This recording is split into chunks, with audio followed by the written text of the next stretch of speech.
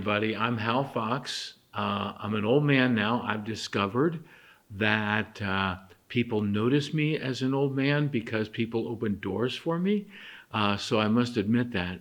The funny part about it is one of the biggest parts that made my ministry perhaps a little different was all my youth ministry work. I started as an assistant pastor, and at that time, I was also to run the youth group, which I did at the same church where my friend Kellen is at this very time.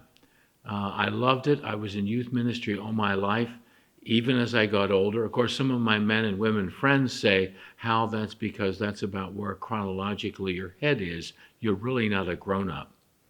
One of the funniest things that ever happened in regard to that was because for years I was honored at being a pastor, a chaplain, if you will, for the pages at convention, and I was a chaperone with several other men and women for the pages at convention.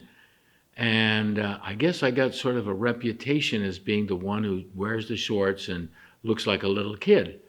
So at one time they were discussing something really important for the business of the church, including the budget for youth ministry of the synod. And I had a comment to make, and I went up as we did as we do, I should say, at all our conventions, our assemblies. I went up to the microphone, and Guy Edmiston was then the bishop. And as I approached the microphone as I was recognized to speak next, Guy said to 1,000 people, I think, "Here comes the oldest teenager in the synod." Well, you know what? That was probably my biggest day in my whole life. I mean, everybody had a good laugh, perhaps at my expense or because of me, but I also thought, what a fun thing for him to do. I thought it was really cool. In ministry, I think one thing I would really want to share with all my men and women friends who are yet to be ordained and feel the call to be a pastor. I really think we have to remember the church is a place of all ages. It's not just ministry for the young people or the little kids or the adults. It's for everyone. The other thing I think is so very, very important, and this makes me an old pastor. I have, in fact, sometimes been critical of younger pastors. Perhaps I'm wrong. But part of my ministry was always visiting people, be they in the hospital, in a nursing home, or in their own home. And it's very important, and I learned this stupidly twice. Don't ever pick someone out as your favorite family, because many families want to be that to you. You be a pastor to all the people, young and old, rich and poor, ethnicity, different, whatever. You're the pastor of the whole congregation. Do that, and you will be loved, I think. And people will love you for being part of their life through some very sad times and some wonderful times as well.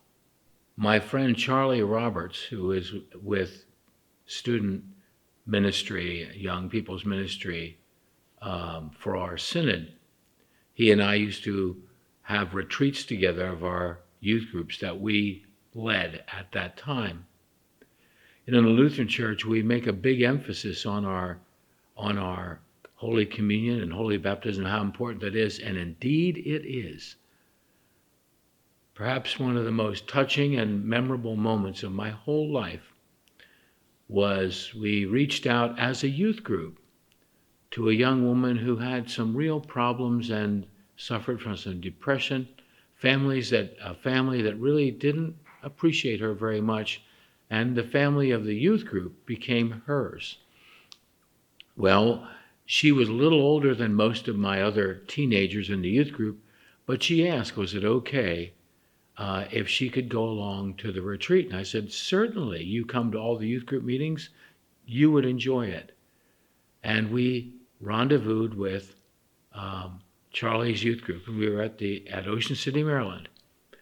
And we were about finishing up our morning worship, talking about what we'd be doing that evening, and this young woman came to us and said, "You know, Pastor Fox, I've never been baptized." And Charlie and I thought, well, why not? We're at the ocean.